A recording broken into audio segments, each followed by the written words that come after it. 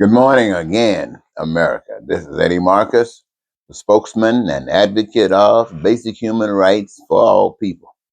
When I say basic human rights for all people, I'm speaking you as a representative of God, the creator of all that we understand and that we don't even understand.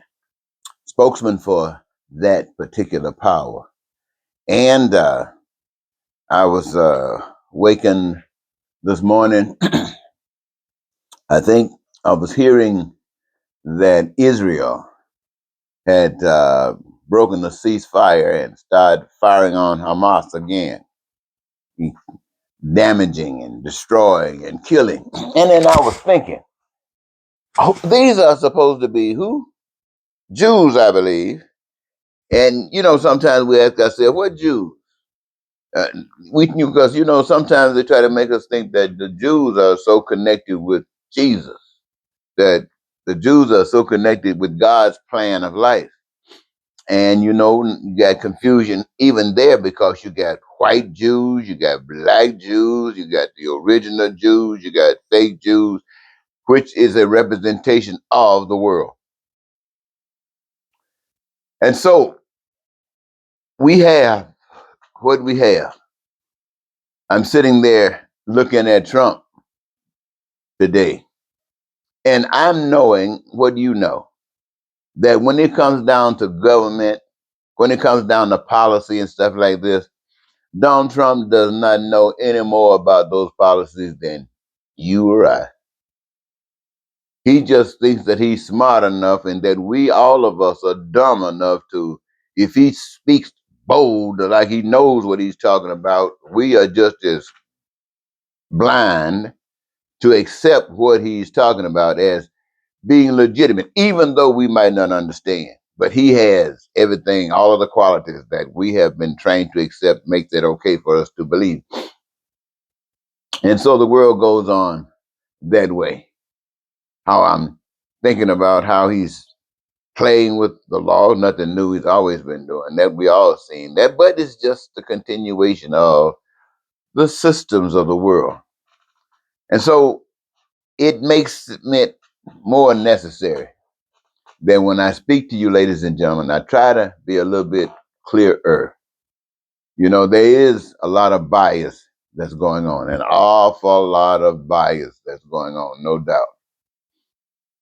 And sometimes we want to give some legitimacy to the one that seems to be closer to that direction of making things better, but it's still, representative of all of that which is required to prevent the change.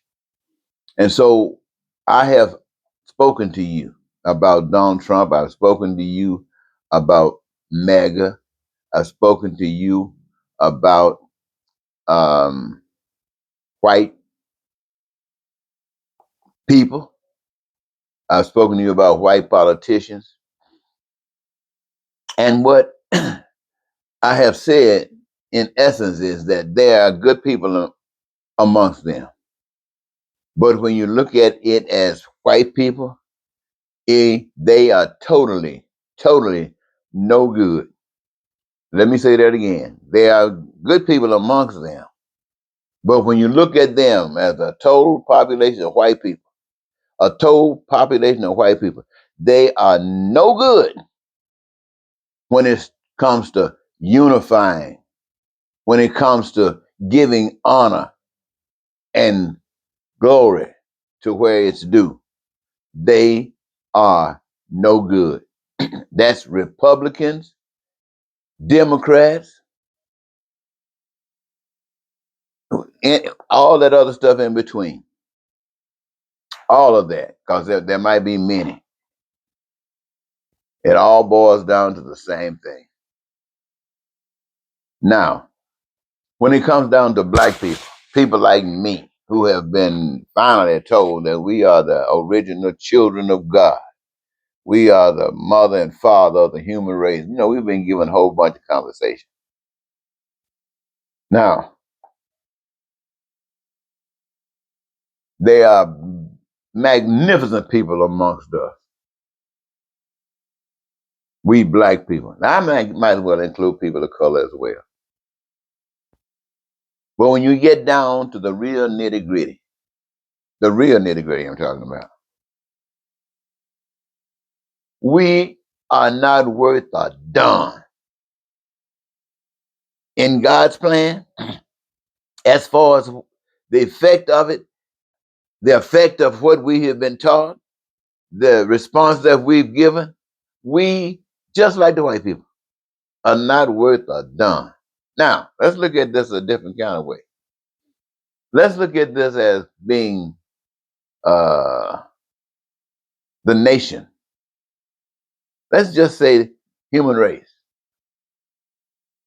Now, God knows, we, when you consider something that broad, we have put our lives on the line. Many of us, good people, wonderful people, have died for what we know is right. Many of us have gone into battle. I mean, literally killing and dying for what we believe. And that is probably included at one time or another, at least 60% of the entire nation, human population. Now you think about that. Now you know that there are good people amongst all of that. But when you get down to the real nitty gritty, the real nitty gritty in relationship to God's plan and our response, our receiving God's plan, our response to it, the truth of the matter is all of the human race ain't worth us. Stink. So just think about all the stuff that the human race has been doing. Knowing we are backwards, knowing we are this and that, and all of the efforts that have been made to accomplish this or that, and the reality of it all, when you sum it all together, is that we are not worth a stake so far in our activities. Oh, but let us not stop there. Let's go another level. Let's go to the religious. And I want to say religious because I want it to include that replica in any nation. Put it on the same line. And what they have been about. All of them, including Christianity, including Islam, including Judaism, including, you name, you fill in the blank. And including what they have taught, Buddha. Let's throw Buddha there because people have heard about Buddha before. Including it all, ladies and gentlemen. And how they have been used, these divine powers, to either bring us closer, to liberate us, to keep us and protect us from the world's greatest dangers. All of that stuff put together. And if it hadn't been for that. But when you get down to the real nitty gritty of it all, when you really get down to the real, there's no difference in that of any religion and any worldless stuff that's worth a stink. Why? Because the world is what it is. And there is no way that you can have in your midst someone that's serving man and God at the same time with two different programs. There is no way that righteousness, or let's put it this way, there's no way oil can mix with water. I don't think. I know most of the time you drop some oil on some water, the oil is gonna be sitting on the top. The water gonna be water, oil gonna be oil. But ain't gonna be no mixing. So when we start talking about these human species on Earth, and when you've heard me say this before, and we start talking about conduct, and we start talking about pain and suffering, when we start talking about all of everything, when you get down to the real bottom line of it, it ain't what stink. Why is that being said? It is being said because God has a plan for humans that works. Like anything you make, you want it to work. And you keep a record of everything that works that you choose to have a part of this. And when you finish and everything lines up, you say, this is the manual. This is how it's done. Some people can have that before them and be able to get from it. Some people can commit it to memory by either studying, or some can commit it to memory by engaging in the process. But nevertheless, in order to deal with that situation, you got to have the knowledge. So when we start talking about peace and prosperity and freedom and joy and happiness, when we start talking about needs, wants, and desires, when we start talking about living your dreams fulfilled and satisfied, when we start talking about suffering for nothing, when we start talking about living your life of love and receiving joy and experiencing heaven on the face of the earth, there are some basic principles you got to follow. There are some tracks you got to put your foot in. Because what we have here is none of that. And so when you come into a situation that brings you to that point, the evidence will be that you putting your foot in that track, and whatever happens, happens. Let me tell you something, ladies and gentlemen. The bottom line of it is this: even in this world that we live in, and having gone through all that we have gone through, having experienced all what we have experienced, the things that brings about the kind of change that I keep mentioning to you, and I'm sure others are mentioning to you, that would bring about that kind of change that would lead us to the fountain of life, it's going to require some faith. It's going to require faith that if you do the right thing, if you care about yourself, and then you realize that other people are human just like you, and you yourself want to be cared for, so they must also. And so if you can care for them and they can care for you, you knock out a whole bunch of your problems. And that, if that's the motivation to get you to start thinking about change, right on with the right on. But the change will be required.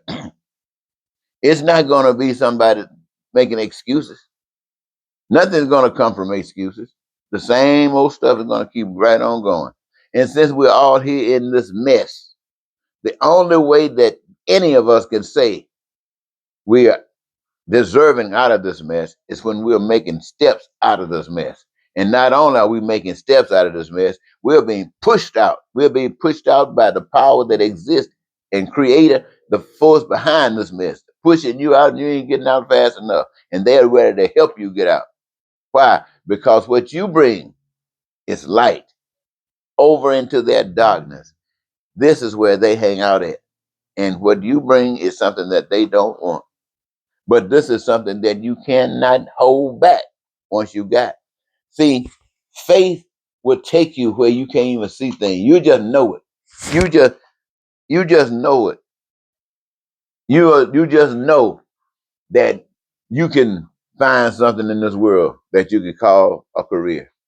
And you know that you can love that career if you choose the right one, give it the kind of time and the commitment and dedication. You would find a career that you love that gives you your greatest joy. And that career would participate in one of the processes in creating. Oh boy, I'm going back into that conversation that I'm always having.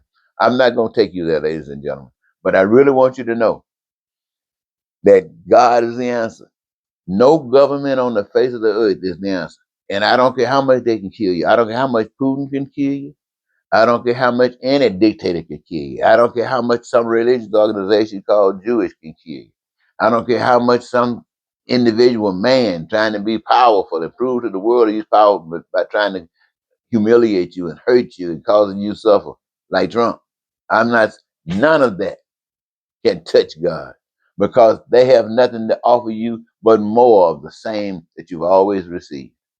But the life you on your knees praying for, the life that you just dream of, is right there, and it all requires you to change by faith. Change because you want it. Change because it's better. And just do it. I just, well, you just can't do it because it got to be real. But I'm gonna tell you, ladies and gentlemen, if you ever want to get out of this box, you're gonna have to get some faith. You're gonna have to change. Okay, I'm gonna leave you alone. I'm not gonna pressure you anymore at this moment. I'm sure something else will come back and I'll have to be back. But until then, this is Eddie Marcus saying goodbye for now.